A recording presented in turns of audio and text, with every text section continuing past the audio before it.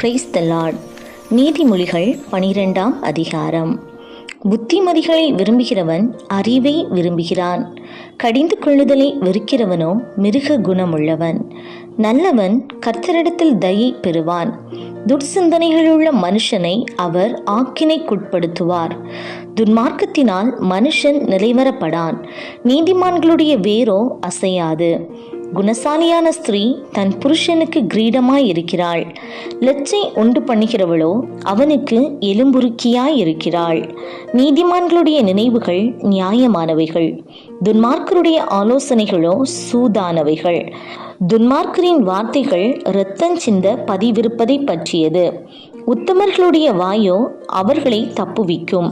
துன்மார்க்கர் கவிழ்க்கப்பட்டு ஒழிந்து போவார்கள், நீதிமான்களுடைய வீடோ நிலை நிற்கும். தன் புத்திக்கு தக்கதாக மனுஷன் புகழப்படுவான், மாறுபாடான இருதயம் உள்ளவனோ இகழப்படுவான்.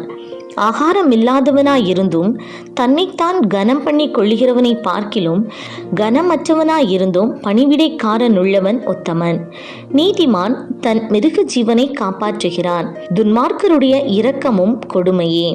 தன் நிலத்தை பயிரிடுகிறவன் ஆகாரத்தினால் திருப்தி அடைவான், வீணரை பின்பற்றுகிறவனோ மதியற்றவன். துன்மார்க்கன் துஷ்டருடைய வலையை விரும்புகிறான், நீதிமானுடைய வேர் கனி கொடுக்கும். துன்மார்க்கனுக்கு அவன் உதடுகளின் துரோகமே கண்ணி, நீதிமானோ நெருக்கத்தினின்று நீங்குவான். அவனவன் தன் தன் வாயின் பலனால் திருப்தி அடைவான், அவனவன் கை கிரியையின் பலனுக்கு தக்கதாக அவனவனுக்கு கிடைக்கும். மதியீனனுடைய வழி அவன் பார்வைக்கு செம்மையாயிருக்கும், ஆலோசனைக்கு செவி கொடுக்கிறவனோ ஞானமுள்ளவன். மூடனுடைய கோபம் சீக்கிரத்தில் வெளிப்படும், லச்சையை மூடுகிறவனோ விவேகி. சத்திய வாசகன் நீதியை வெளிப்படுத்துவான், பொய்சாட்சிக்காரனோ வஞ்சகத்தை வெளிப்படுத்துவான். பட்டய குத்துக்கள் போல் பேசுகிறவர்களும் உண்டு, ஞானம் உள்ளவர்களுடைய நாவோ ஔஷதம். சத்திய உதடு என்றும் நிலைத்திருக்கும், பொய் நாவோ ஒரு நிமிஷம் மாத்திரம் இருக்கும். தீங்கை பிணைக்கிறவர்களின் இருதயத்தில் இருக்கிறது கபடம், சமாதானம் பண்ணுகிற ஆலோசனைக்காரருக்கு உள்ளது சந்தோஷம். நீதிமானுக்கு ஒரு கேடும் வராது, துன்மார்க்கரோ தீமையினால் நிறையப்படுவார்கள். பொய் உதடுகள் கர்த்தருக்கு அருவருப்பானவைகள், உண்மையாய் நடக்கிறவர்களோ அவருக்கு பிரியம்.